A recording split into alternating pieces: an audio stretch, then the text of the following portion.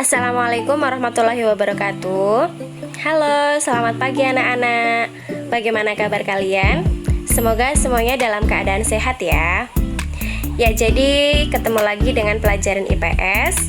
Hari ini kita akan mempelajari tentang ruang dan interaksi antar ruang.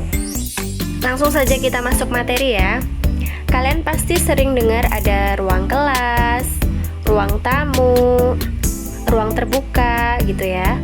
Sebenarnya ruang itu apa sih? Ya, jadi ruang merupakan tempat yang digunakan makhluk hidup untuk tinggal gitu. Jadi ruang itu merupakan tempat atau lokasi. Nah, setiap tempat di permukaan bumi ini pasti memiliki ciri khas yang berbeda-beda. Misalnya di pegunungan itu tentu berbeda dengan di daerah pesisir atau pantai. Di pegunungan pasti menghasilkan banyak sayur-sayuran, dan wilayah pantai itu pasti banyak menghasilkan ikan atau sumber daya laut lainnya.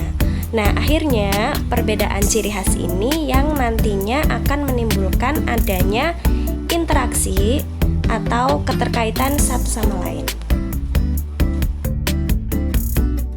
Nah, untuk bentuk-bentuk interaksi antar ruang itu bisa berupa yang pertama pergerakan orang, misalnya pergerakan dari orang desa ke wilayah perkotaan untuk mencari pekerjaan.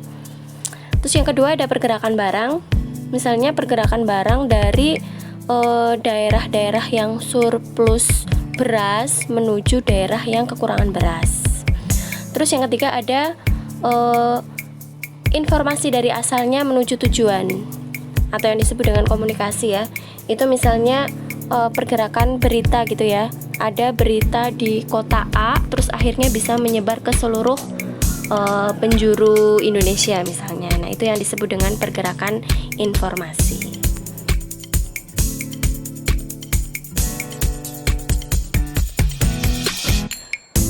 Agar bisa terjadi adanya interaksi antar ruang, itu kan pasti ada beberapa syarat ya.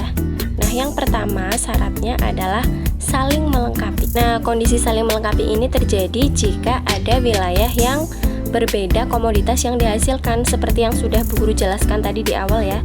Misalnya, di wilayah pegunungan atau di wilayah A itu penghasil sayuran, sedangkan di wilayah B itu di wilayah pesisir sebagai penghasil ikan.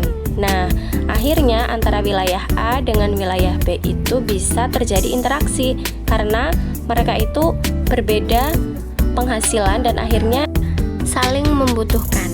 Kemudian yang selanjutnya adalah kesempatan antara atau intervening opportunity. Jadi contohnya seperti ini. Kota Purbalingga itu memerlukan pasokan sayur. Ada dua pemasok sayur, yaitu dari wilayah Karangreja dan dari wilayah Wonosobo.